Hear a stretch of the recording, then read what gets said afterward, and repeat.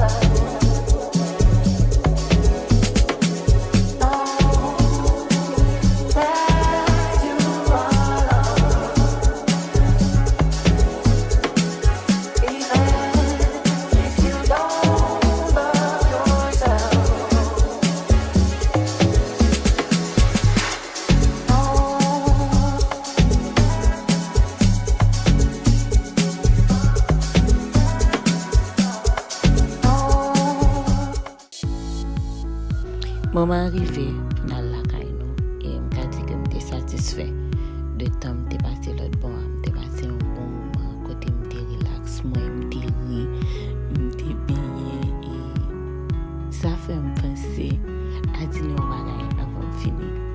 C'est chercher connaître ça qui peut côté nous parce que rien de ça nous besoin tout près nous et pour une raison bien l'autre et c'est jeune bagaille qui peut loin pas profiter de ça qui peut donc oui, c'est ça.